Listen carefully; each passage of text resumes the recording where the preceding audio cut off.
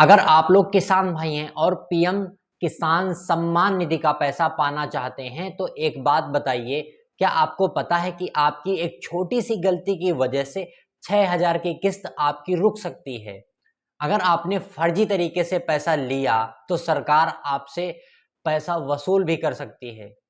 घबराइए मत। आज मैं आपको सारे नियम एकदम आसान भाषा में समझाऊंगा। राम राम किसान भाइयों। सरकार हर साल छोटे और सीमांत किसानों को 6,000 रुपए की मदद 3 किस्तों के द्वारा करती है। और सबसे अच्छी बात यह है कि सरकार ने इस योजना को 2031 तक बढ़ा दिया है, यानी आगे भी यह पैसा आपको मिलता रहेगा। लेकिन सबसे बड़ा सवाल यह है कि यह पैसा आखिर किसको मिलेगा और किसको नहीं मिलेगा।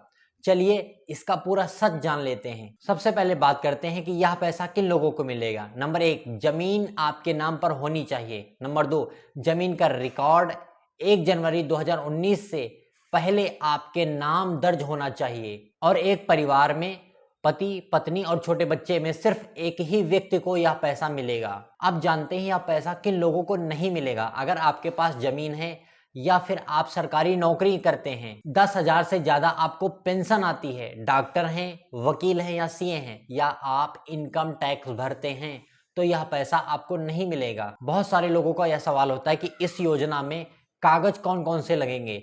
ज्यादा नहीं, 4-5 चीज तैयार रखिए। नंबर 1, अपना पहचान पत्र यानी आधार कार्ड और अपना मोबाइल नंबर, जमीन की खतौनी या खसरा की नकल, चालू बैंक पासबुक जो आपके पहचान पत्र से लिंक हो यानी आपके आधार कार्ड से लिंक हो। और कुछ राज्यों में किसान पहचान पत्र भी इसके लिए अनिवार्य माना जाता है। अब बहुत ध्यान रखने वाली बात यह है कि अगर आपकी खतौनी और आधार कार्ड में नाम अलग अलग है या बैंक खाता में डीबीटी चालू नहीं है तो आपकी किस्त अटक सकती है। अब दो बातें बहुत ध्यान से सुनिए जहां सबसे ज्यादा किसान गलती करते हैं। पहली बात, बिना ई-केवाईसी करवाए एक भी किस्त आपके अकाउंट में नहीं आएगी। दूसरी बड़ी बात, एक ही घर से पति और पत्नी दोनों लोग फॉर्म भर देते हैं। भाई अगर दोनों लोग अलग अलग आवेदन करेंगे तो जांच के समय उनकी चोरी पकड़ी जाएगी और उसके साथ साथ उनका फॉर्म भी रद्द कर दिया जाएगा।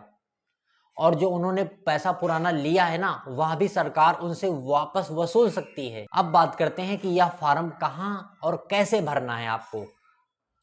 आप घर बैठे मोबाइल से पीएम किसान पोर्टल पर जाकर न्यू फार्मर रजिस्ट्रेशन वाले ऑप्शन से फॉर्म भर सकते हैं। यह तरीका अगर आपको समझ में नहीं आ रहा है तो सबसे आसान तरीका, अपने पास के जन सेवा केंद्र या फिर तहसील में कृषि विभाग के दफ्तर में चले जाएं।